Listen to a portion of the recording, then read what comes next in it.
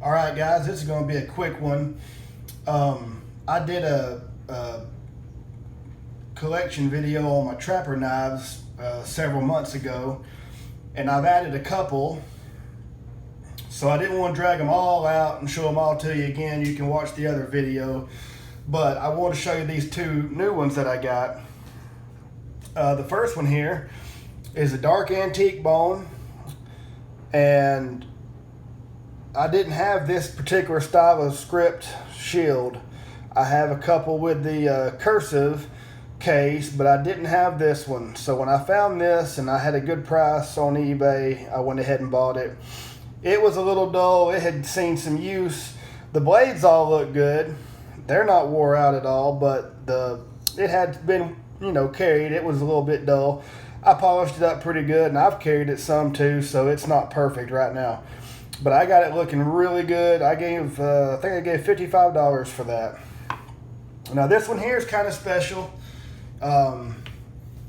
It's probably right up there at the top of my trapper collection, and there's a little story with this one. I took the kids to the outdoor flea market that's nearby. I wasn't even looking for a knife, but being a knife collector, I was checking out anybody that had any case knives all the same. So I get up there, I'm thinking, well, if I find a good deal on something, I'll grab it up. But everybody I talked to that had case knives, they knew exactly what they had, and they knew exactly how much to ask for them. So there wasn't any good deals to be had. I had looked at just about everything. The very last guy on the end of this row had some case knives. I asked him about a couple. He knew exactly what they were worth, and he was asking, top market value for them. And to me, a flea market's kind of like a yard sale. Even if it's not too much, I'm not there to spend market price on something. I want to find a deal. So I asked the guy about this one. It was in a box. It wasn't even out displayed like the rest of them. And I see this when I recognize right off the bat that it's buffalo horn. I pick it up, I look at it.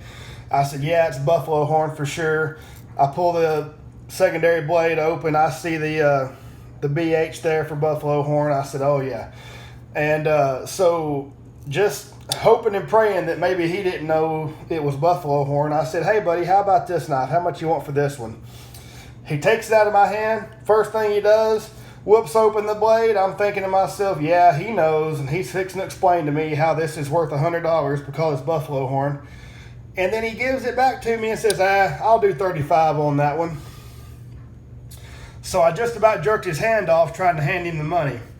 So I picked that up for $35 because I knew good and well that the going price on eBay for buffalo horn trappers is about $100.